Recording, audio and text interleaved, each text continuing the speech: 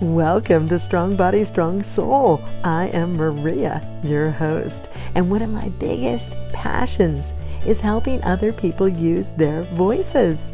So I'm thrilled to share this interview with Amber Olson with you. Get ready. I have Amber Olson with me. She is from my Kaleidoscope project. Tell us a little bit what you do.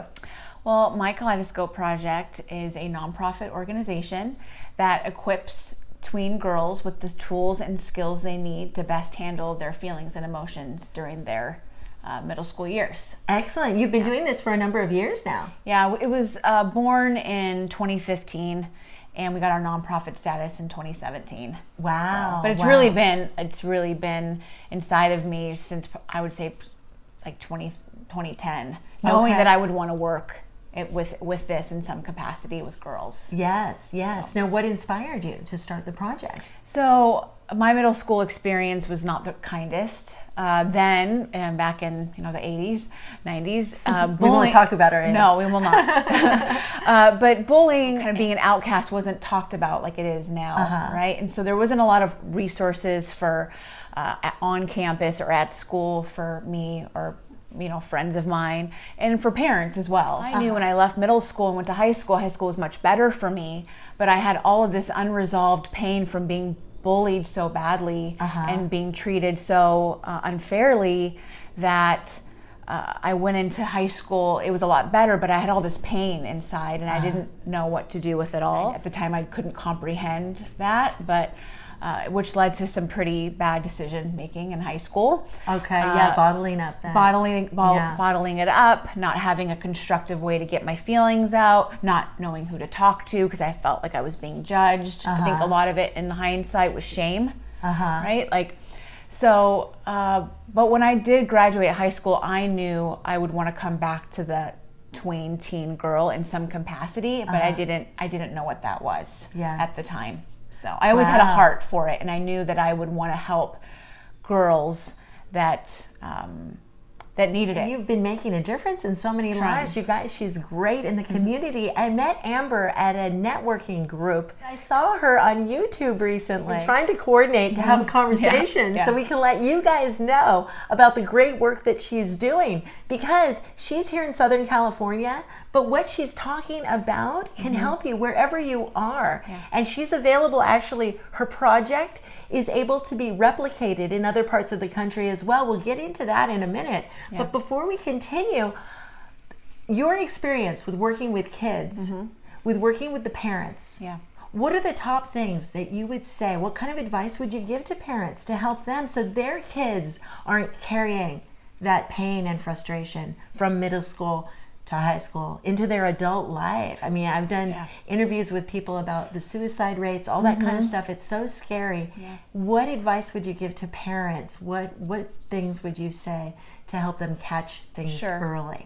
I would say, I have a teenager myself, so I have a daughter that's 16, and I'm figuring this out too with you guys, with you, Maria. But I would say for what's helped me the most, and parents that I've either mentored or done workshops for, I would say creating a safe space for your daughter or son to be able to talk and then just really listen to them, right? And I think so often as parents, we want to fix and jump in and kind of save the day, or we sit back and kind of judge, or we take it personal. And really their journey is separate than ours. And I think really acknowledging that, right? And trying to understand that as a parent, and then just listening to them.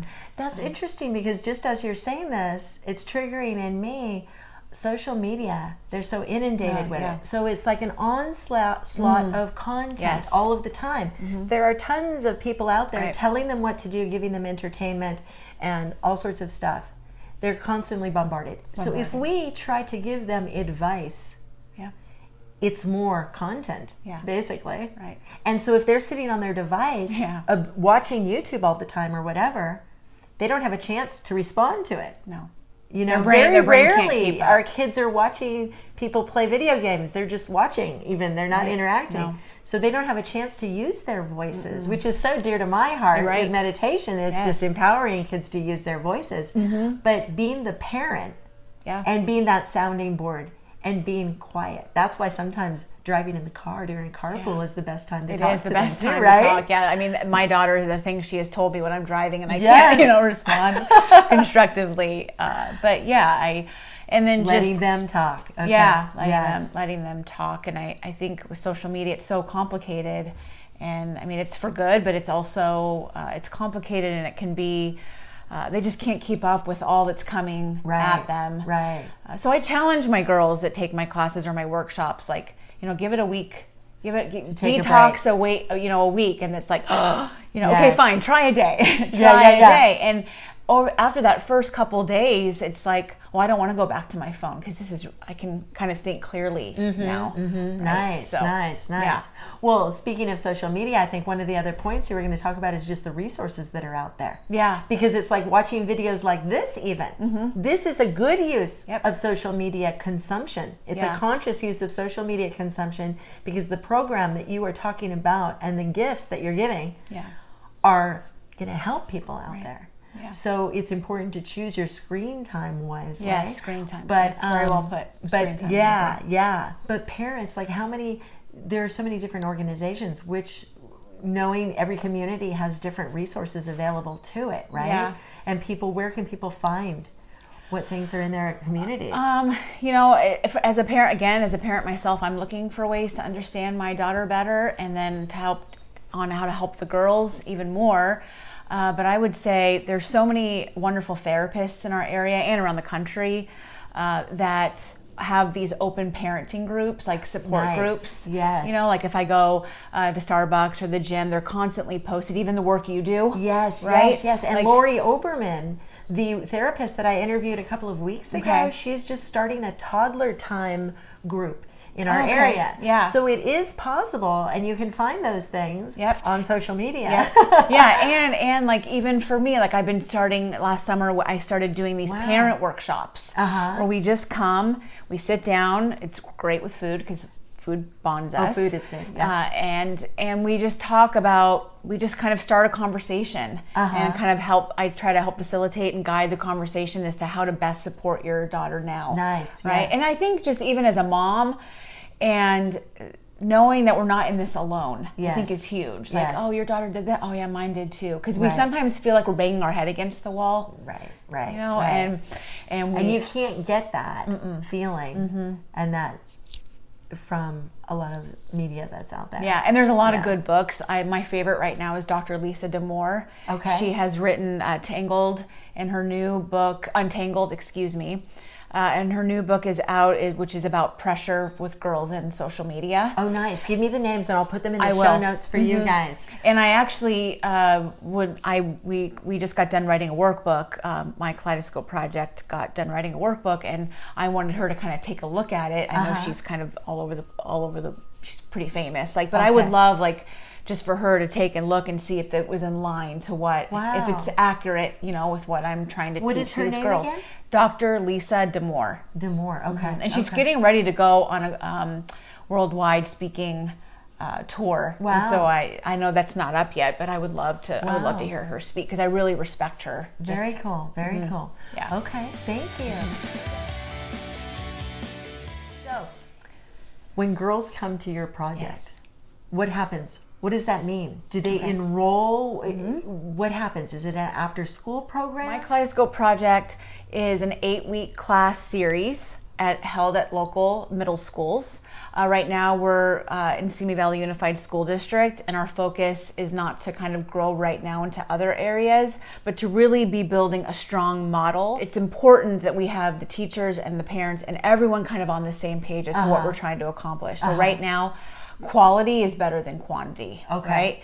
And then I think we'll have a better idea of how we can use future facilitators and reach other school districts. But girls can now take classes after school for 8 weeks. An ideal group is 10 to 12 girls, because then they all have a chance to talk. It's about an hour and a half to 2 hours.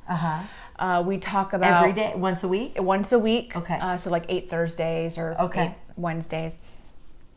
And we kind of go through, we always start with feelings and emotions, because that's what the project is based on, feelings and emotions, getting in touch with their anger, fear, insecurity, sadness, and happiness. And we really dive into maybe things that they've gone through, right, in their life. Maybe they come from divorce. Maybe they've been bullied.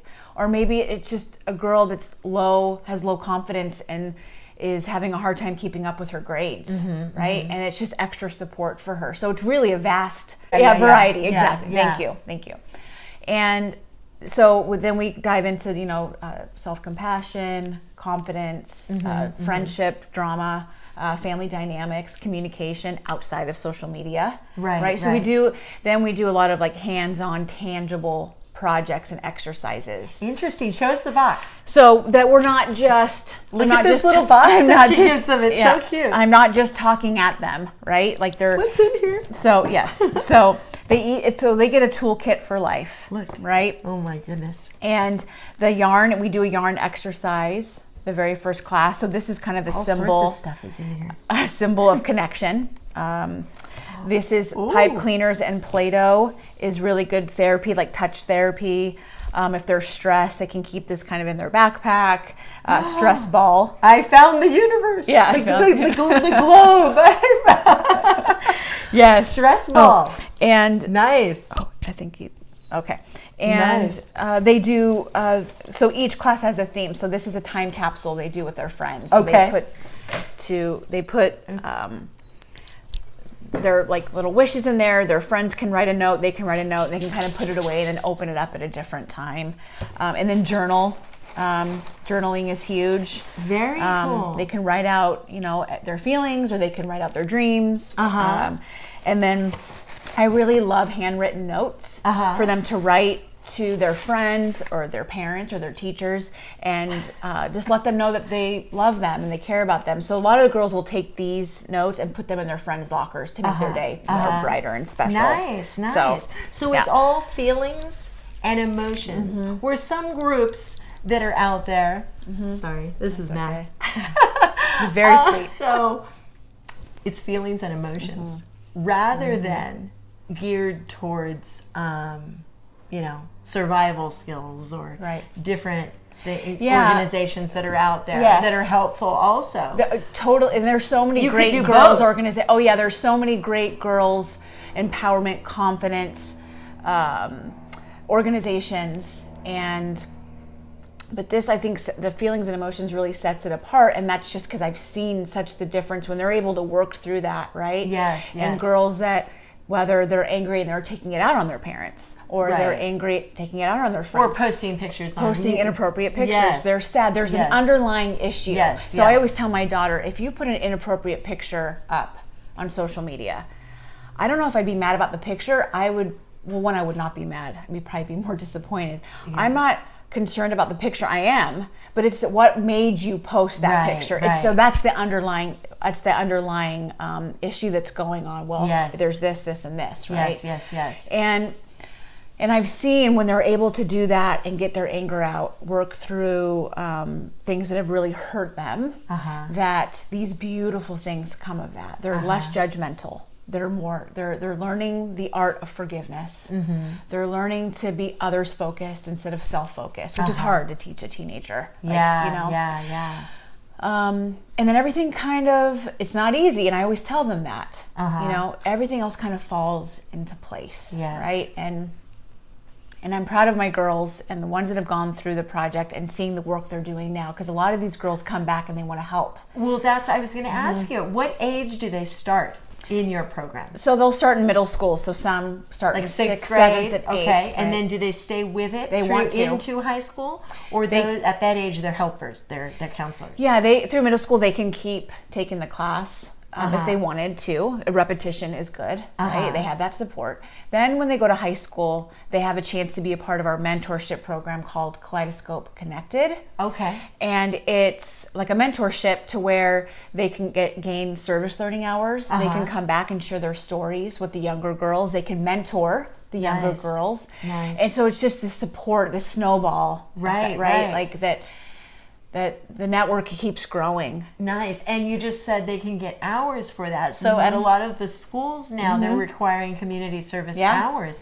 Now, do you have to work with, like in the Simi Valley School District? No. But do they That's considered. It's definitely considered community service because it's a nonprofit organization. Yeah, they could put it on their college application even better. Definitely. Then by the time, so the first class we started was in 2016. So these girls are now sophomores. And they're still in my life and they're a part of the program. But when they're graduating in 2021, then they'll be eligible for college scholarships. So we're growing our college scholarship fund for them to apply for, like, how did you contribute? You know, what did you do? How did you help? That's great. The future Kaleidoscopers. So. Yes. Yeah. So what kind of, do you have any events coming up? Yeah, we have our fundraiser May 11th. Okay. And it's not just a fundraiser, it's a concert, but it's also kind of an informative night. Because a lot of people they're not understanding the project or they want to know how they can get more involved. Yes. And that'll be a perfect platform for them to find out more information. Nice. And you're doing a summer project. Yeah, summer camp is the end of July. Okay. And you can find out all of that information on our website and social media platforms. What is your website? It's www.mykaleidoscopeproject.org. Okay, perfect. Yeah. I'm so excited. Now, one thing that we talked about before the interview is one of the tools that Amber uses to help break up some of that emotional baggage and emotional blockages that happen. Yeah. You want to show us your tool? This is kind of our signature tool.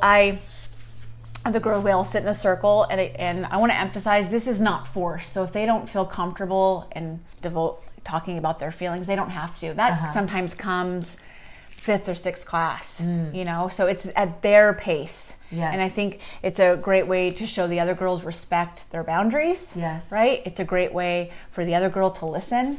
So one of the things we do is we tear paper, and we really hone in on the 4 basic feelings, which is anger, fear, sadness, and happy. You always want to end with happy, right?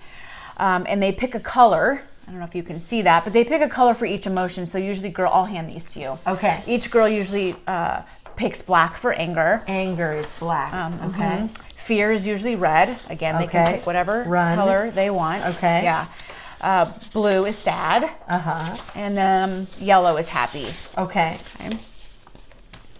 So they take it and they have it in front of them. Okay. And this is done in a safe space, right? So they're all kind of sitting together, kind of crisscross applesauce, and they're not interrupting. And I'm not interrupting. So if they decide to get mad while they're doing this, I let them get mad. I let them stay with that feeling, right? And so and it can be emotional. You know, there's a lot of tears that come out. So they can say, "I'm angry." I'm just going to throw this on the ground. Okay. And each piece is something they're angry about, and they can either are they saying it out loud, and everyone else can hear them? Everyone else can hear them. Are they taking turns, or are they doing it at the same time? No, so each girl's experience, I like to say that word because it is an experience, is their own time. So however long this takes them.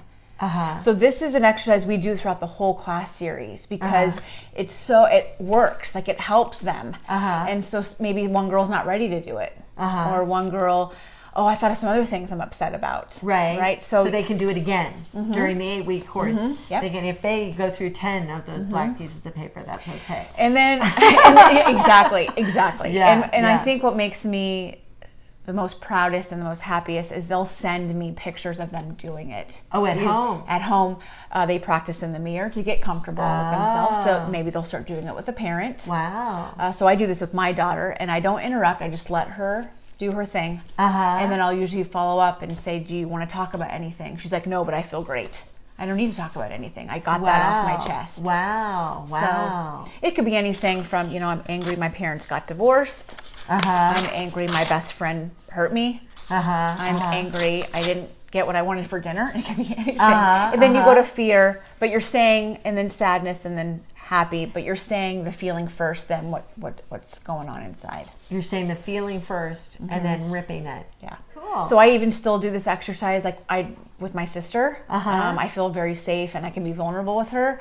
And I don't need paper. I can just say it. Yes. So let's just say it gets them in the practice of doing it. Yeah. That's amazing. And that's the whole using their voice and verbalizing it. Because in so much of what we do, journaling is great. Like your journals and your packs, journaling. everything is key too. But to actually vocalize the feeling is amazing. And it's interesting because in some programs that I've seen for adults, there's that whole thing where you write a message on a piece of paper and you light it on fire and it goes up, or burning something in the fire, burning those old feelings from the past. But for this age group, tearing that piece of paper is a physical ripping, distancing, removing yourself, getting rid of that, letting it go. Yes. Or we'll do one where there's several we do, but they'll write it on toilet paper. Kind of what you just said, like the burning, and then we'll go flush it. Oh, nice. Nice. We've done the balloon where they write something they want to let go of, and then they let it go. It's not very environmental friendly, so we stopped doing that. But there's a symbol, right? So then they go back to the toilet paper every time they go to the bathroom. Like, I flushed that away. Right. Or they see construction paper. Oh, I can do that exercise that makes me feel better. Yes. And then we finished our workbook last year. Nice. Which we piloted. This is the project book. Okay. So all the curriculum's in here, and we piloted. Wow. Okay, so you have actually a lot of work. They can get work done during this 8-week course. They can take it back and forth to home and talk about it with their parents. If they want. Or not. Or they can treat it as a private diary if they want. Yeah. So this is just kind of like a sample, but we are going to make it look kind of like a journal, like a diary to what maybe they may not use it all the time, but it's a symbol. It's something it's a keepsake. It's a reminder that they can use this for life, because I always tell them, and I think it's important for us to let our kids know, like, do this and everything will be great. Right? Like everything will be fine. But no, I said no, because life's still hard. I cry, I get mad, but I choose every day to keep fighting. I choose every day to keep going, and that is a choice that I've made to work through, because life's gonna always be throwing something at you. People are always gonna hurt you and disappoint you. Right? And I think it's important to talk about that even. Right. That this is not gonna fix it. It's going to be a great tool to go back to and refer to again. Right. Yes. So instead of sending a mean text and the level of frustration and anger that they experience in the future will be less because they'll know how to deal with it. Which is why what you're doing, that boyfriend that's going to beat them up. They're going to get that asshole robbing them in a bank. Their stuff is going to happen. But which is why what Maria's doing is so important with the meditation. Because when you can stop and breathe, and stop and pause, and it's not always going to be like this. Right? I will find a good friend that's not going to hurt me, because, as you know, and parents know, right now friends are everything. And when they're on Instagram or Snapchat and they're not invited to that party, that's all they think about. Yes. So how are they going to concentrate in class then, if they know they didn't get invited to a birthday party that they... Can I tell you something that happened just this morning? Yes. Oh my God. Okay, my son is a sophomore in high school. There's a party on Saturday night. I'm out of town. So I was trying to get a ride for him to this party. So I texted some of the other moms to see if they could give a ride to him. And they're in the same group. It's the robotics group. And the one mom said, I didn't know about the party. I don't think her son was invited. So now it's not only the son that is feeling, but the mom was kind of like, oh. So it's so sad. I know, because it's so important to let the kids know too that we have those feelings too. Totally. Yeah. Because now, as a mom, I kind of hurt the other mom's feelings by mentioning the party, and it's our sons. I know. It's so true, though. Oops! And I texted her, and I put a little laughing face, and I'm like, I'm so sorry. It happens, and that's the thing too with all the kids, with all the beautiful work you do. That's so beautiful that you do that and have a conversation that, because it isn't all pretty. It isn't all butterflies and rainbows. No, and I think when we can get outside of our pain and heartache, really beautiful things can happen within ourselves and our community, right? That's where kindness starts. And we do touch on bullying, but we talk about the bully within us. Because in order to be kind to others, they have to be kind to themselves first. Right? Which is why so many girls are vicious to one another. And the stories I keep hearing about what these girls now are doing on their campuses and their homes, it makes the project, all the more worthwhile to hear all of these positive stories that are coming from such pain, right? Using your pain for good. Yes, using that's beautiful. Thank you, Amber. Thank you so much for joining me. Thank you, everybody. Thank you, guys. Let me know if you have any questions or comments. You know how to reach Amber Olson. I'll put it in the show notes too for you guys. And I can't wait to see her organization grow and thrive. Thank you. It's beautiful. Thank you. I hope you had fun listening to this interview. Amber's going to be back on the show soon. We're going to be talking about meditation next time. So make sure you tune in. Make sure you subscribe, share, and comment. Let us know if you like the content here. Thanks so much for tuning in. I so appreciate it. I'm Maria, just in case you forgot.